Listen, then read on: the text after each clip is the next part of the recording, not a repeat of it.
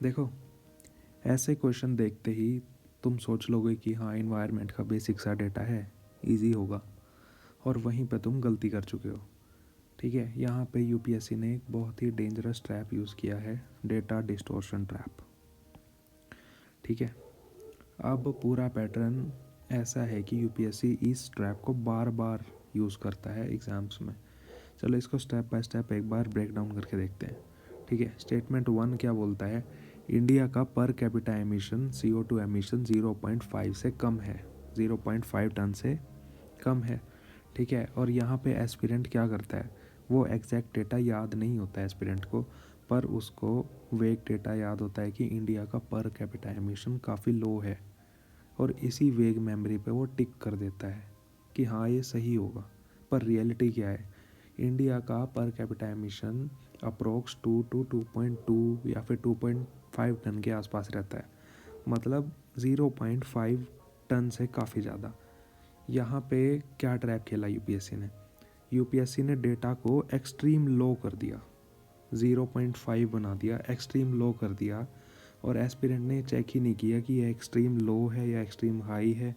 उसने बस लो सोचा उसकी वेग मेमोरी से, और इसको टिक कर दिया सही। ठीक है, अब स्टेटमेंट 2 पे आते हैं। India rank second in Asia Pacific in CO2 emission from fuel consumption. ठीक है, ये बोल रहा है इसमें सेकंड स्टेटमेंट में। ठीक है, अब ये स्टेटमेंट करेक्ट है, क्योंकि इंडिया पूरे वर्ल्ड में तीसरे नंबर पे आता है अगर हमें थोड़ा सा भी डेटा याद हो। वेग डेटा भी याद होगा तो भी इंडिया मतलब एशिया पैसिफिक में सेकंड नंबर पे टिक कर सकते हैं। ठीक है, अब तीसरी स्टेटमेंट क्या बोलती है कि भैया electricity and heat producers are the largest source of CO2 emission in India. That is correct. ठीक है, electricity source around 70% of CO2 consumption in India.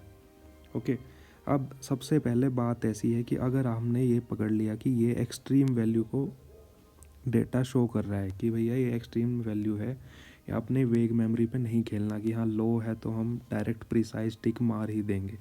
ठीक है, 1 एलिमिनेट होते ही ये ख़त्म एंड ये ख़त्म।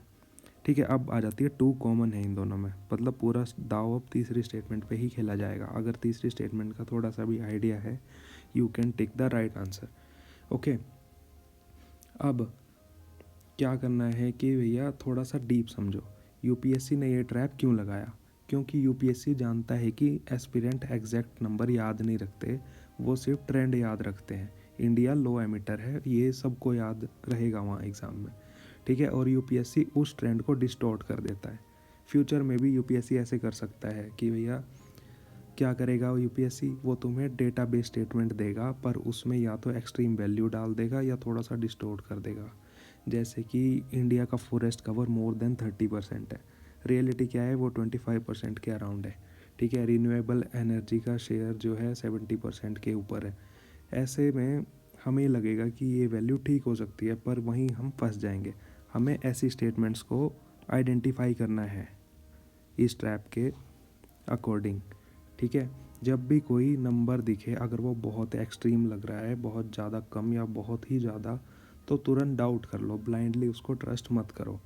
ठीक है, अब एलिमिनेशन रूल क्या कहता है इसमें कि ये बोलता है कि एक्सट्रीम न्यूमेरिकल वैल्यू, अगर कोई एक्सट्रीम न्यूमेरिकल वैल्यू है तो उसको डाउट करो, हाई प्रोबेबिलिटी है कि वहाँ पे ट्रैप लगा होगा।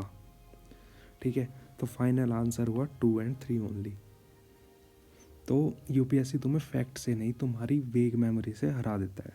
तो ऐसे ही फैक्ट और डाटा के लिए, ट्रैप्स के लिए follow and subscribe, and we will discuss more traps in future.